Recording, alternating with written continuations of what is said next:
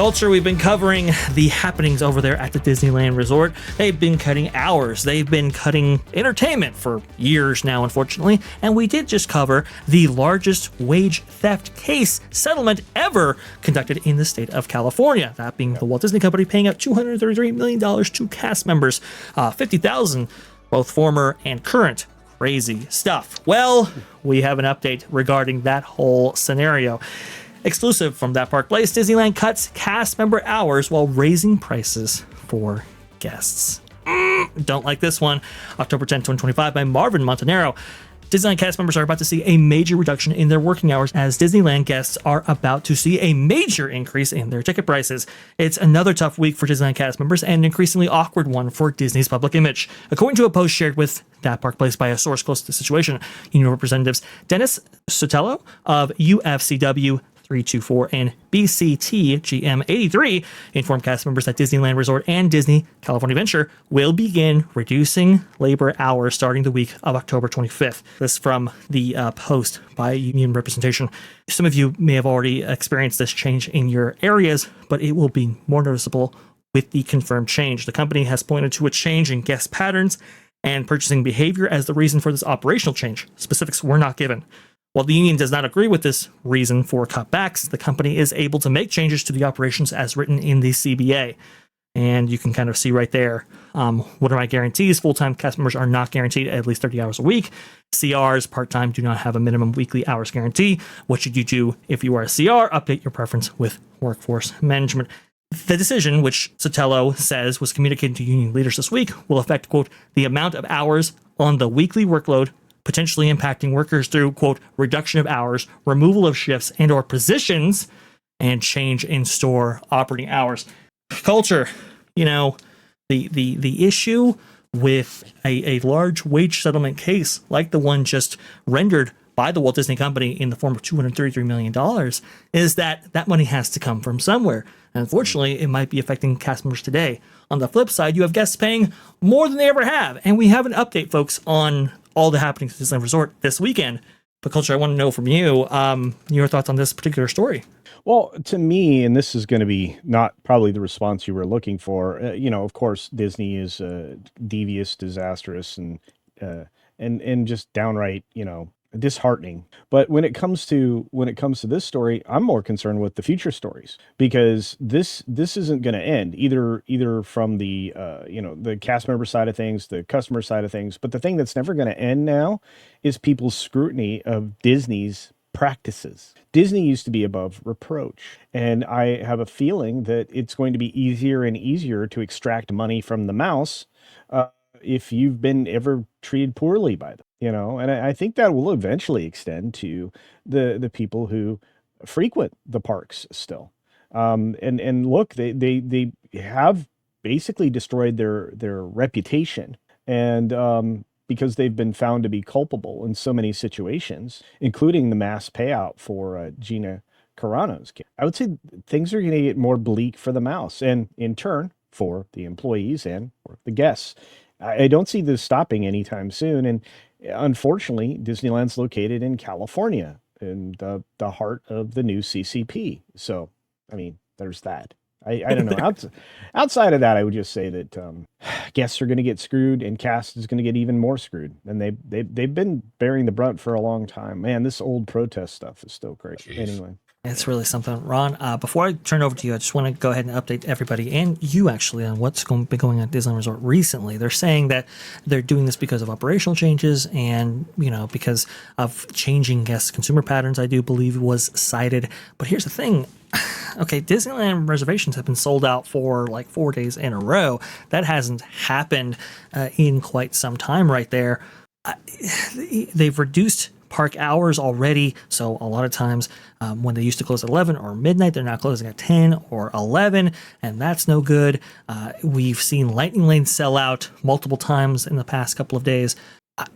These parks are still getting business.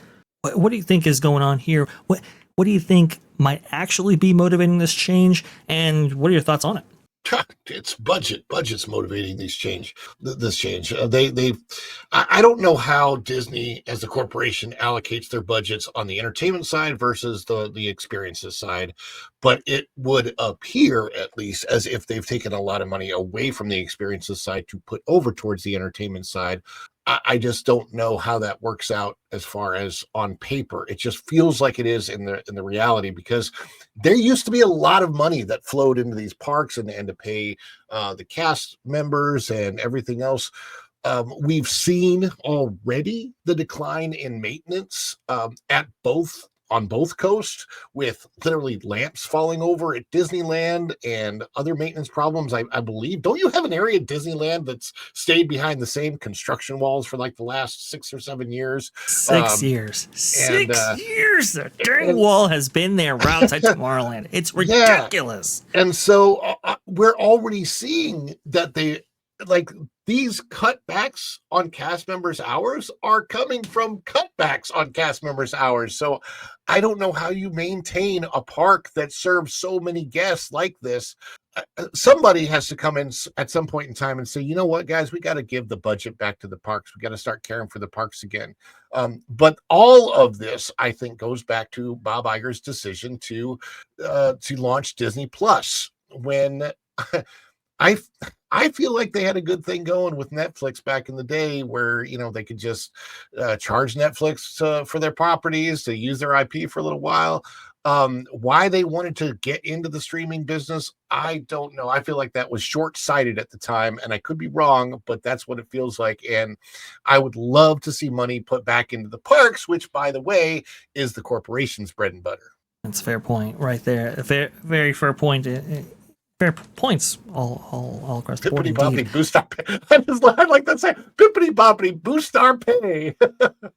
So what Ron referenced before, when it came to the wall, I was responding on X to this post right here from Willem Ballin. I still can't get over this. And 2022, that's the land of where Epic Universe would eventually reside, and then 2025, well, it's Epic Universe open, operational May 22nd, 2025, all that kind of business. Well, I was responding to that, and I was going, look, for the past 6 years, remember, Epic Universe was formally announced, I believe, by Universal in 2019, although people knew about it before. In that time, this wall has stayed in this position right here, and it has been in this state again for 6 years. And so it's like, you're not investing necessarily this money into the parks themselves. You might as well invest into cast members, and apparently that's that's a bridge too far for them as well. Culture. Last thoughts here. I mean, is there? You have new leadership in there with Thomas Moslem and so forth. Is there a chance that going forward from this point, they look at the cast members and say, you know what? We're not going to have new attractions on the horizon for a period of time at Disneyland Resort. We have to keep annual pass holders coming back. Do we pay or provide more for our cast members in order to provide a great experience for guests so they keep coming back, or is this just the course of the Walt Disney Company? Do they just keep cutting and cutting and cutting to get to, I don't know, the max efficiency as possible? Well, the problem is current leadership is likely to do, unfortunately, what you suggested, just to continue to cut back on cast and cast member services and things like that, which will create the circular drain that Disney's been circling for a while. That just, they spiral downward, and the guest experience will become more and more miserable. So fewer and fewer people will go back. And Disneyland Resort, it requires return guests. It does. It's the way it was structured. And it had the amount of attraction density is unmatched by any other park in the world. The gift of space in Florida has not inspired more attractions. It's actually right now Disney is destroying things to give you less. And that's the other problem that we've been seeing for a long time and been talking about in this sphere.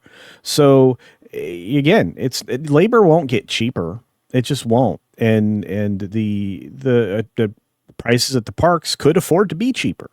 Disney is a victim of the spreadsheet warriors that they brought in that didn't have any practical experience in the real world. And that's the poor leadership that they've been leaning into everywhere across the entire planet, all of their resorts in the world. And, it's like greed at all costs is great, except it's not, because it causes your value to be diminished. Disney is great at diminishing their value. Just go and look at all the perks and the pluses that you used to have from a company that tried to create everybody, or at least create for everybody, the illusion of, magic. There's no magic in Disney anymore. There hasn't been since 2017, 2016, I would say. Okay. And, there's nothing more to prove it than, of course, the wall that you guys were talking about a moment ago, or the fact that Tron took 7 years to build. It was all about money. It's all about the control of the CapEx per quarter. And they do everything on such a stringline budget. I feel like, Paul Pressler's back.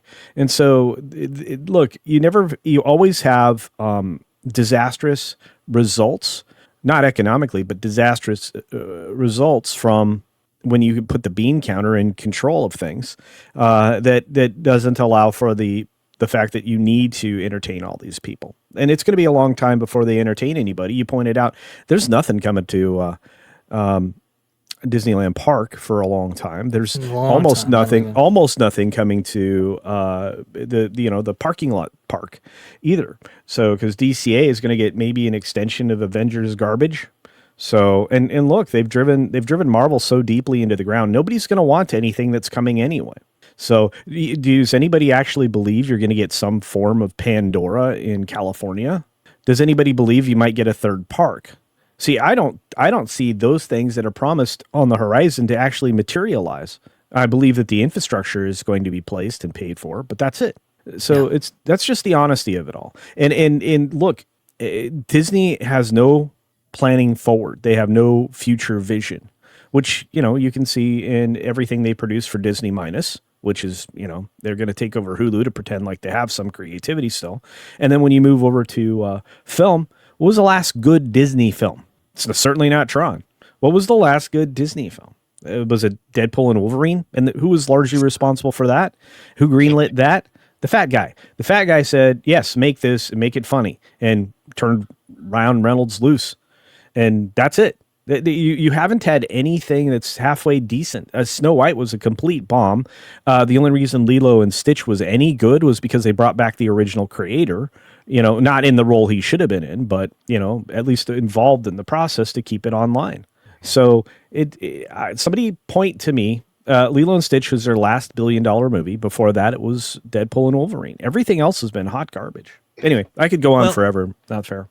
Well, it's interesting. You are completely right. Disneyland Park itself, there's basically nothing coming for the foreseeable future. Every single project that's been announced for Disneyland Resort has really been for Disney California Adventure, whether that be Avatar, Coco, Avengers Campus, and so forth. And I do wonder with what anticipation those things are looked forward to by the general populace. I think Coco is the biggest one, honestly, of all three right there. Avengers Campus looks like will be first. We'll see how that goes, because we've been checking that project, and that doesn't look at all very enticing. So I look at that and I go, okay, well, there's some big problems on the horizon right there. Somebody asked me I believe in the chat, like, hey, do you believe that because Bob Iger believes the Walt Disney Company to be a streaming company and maybe even a technology company at that's why the parks actually suffer?